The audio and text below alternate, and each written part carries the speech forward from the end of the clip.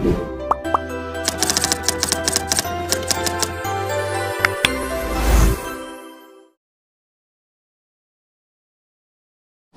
माइक्रोब्लेडिंग क्या होता है, कैसे होता है, कितने दिन चलता है और इसके डूज डोंट क्या हैं, इसके बारे में आज डिस्कस करेंगे। Hello friends, my self doctor Chandra Prakash, facial cosmetic surgeon.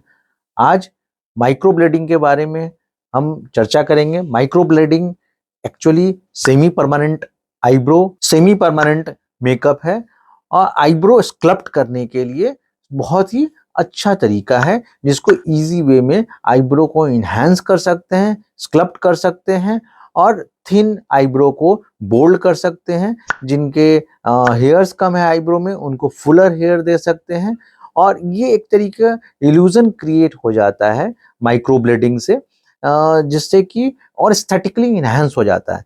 Being a aesthetic surgeon, मैं एक सोचता हूँ और मैं देखता हूँ कि जितने लोगों का आईब्रो इन्हांस्ड होता है, उनके एस्थेटिक लुक और ज़्यादा इन्हांस हो जाते हैं। अगर फेस में अगर आपने आईब्रो को इन्हांस्ड करा लिया तो आपका पूरा फेशियल लुक इन्हांस हो जाता है।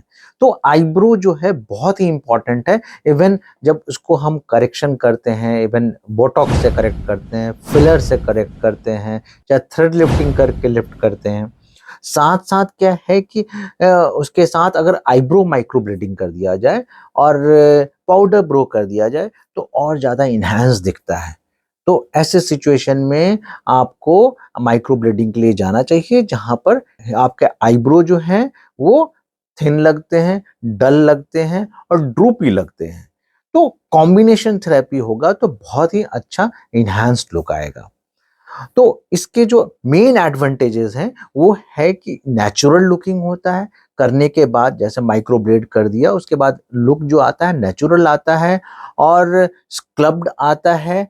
और दूसरा क्या है कि इसके अगर बहुत सारे आईब्रो ड्रूपी होते हैं तो हम इसको क्या कर सकते हैं, आर्च्ड बना सकते हैं, तो और ज़्यादा एस्थेटिक लुक आता है और लॉन्ग लास्टिंग होता है। दूसरा क्या है कि सबसे मोस्ट इम्पॉर्टेंट बात आता है, जितने भी लोग कराना चाहते हैं पेन कितना होगा, तो मिनिमल पेन होता है, क्योंकि टॉपिकल एप्लीकेशंस लगा करके कर सकते हैं तो पेन ना के बराबर होता है।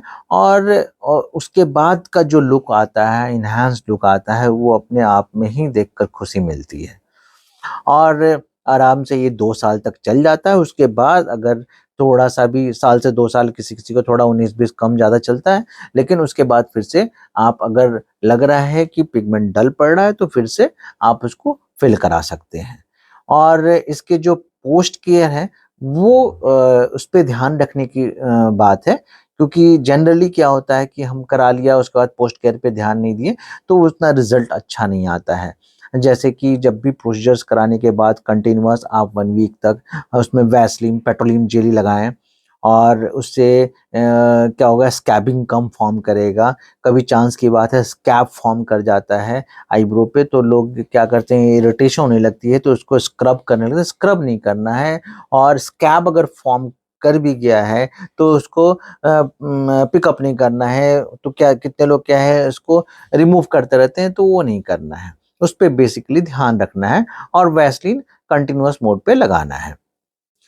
कॉन्ट्राइंडिकेशन के बारे में डिस्कस करना चाहता हूँ। जिनको भी अगर क्लोराइड की टेंडेंसी हो फॉर्म करने की, उनको बिल्कुल नहीं करना है, नहीं करवाना चाहिए। और कभी भी करवाने जा रहे हैं तो आप पहले अपने उसको बताएं, जिस भी जगह सेंटर्स में जा रहे हैं, कि क्लोराइड की टेंडेंसी है। और दूसरा, प्रेग्नेंट वुमेन में नहीं कराना चाहिए।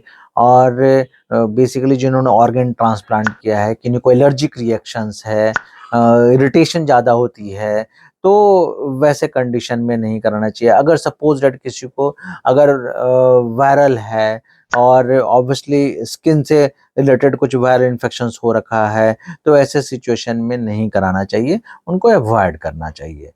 और एक जो मोस्ट इम्पॉर्टेंट है कि जो भी आपको पोस्ट ऑपरेटिव गाइडलाइन दी जाती है उसको आप फॉलो करें। तो माइक्रोब्लेडिंग से पूरा फेस इनहैंस हो जाता है इमीडिएटली। हाफ एन आवर के बाद ही every face will be enhanced after the procedure. मुझे इसलिए लगता है कि एवरी वुमेन को ये कराना चाहिए और कराने के बाद ही उनका फेस एनहांस दिखता है। मुझे लगता है कि आपको मेरी वीडियो अच्छी लग रही होगी। अगर अच्छी लग रही है तो आप इसको शेयर करना ना भूलें, जिससे ज़्यादा से ज़्यादा लोगों तक मेरी वीडियो पहुँचे, और आप इसको सब्सक्राइब करना ना भूलें। और जो भी आपको क्वेरी लग रहा है तो कमेंट बॉक्स में कमेंट करें, उसका आंसर जल्द से जल्द मैं और मेरी टीम आप तक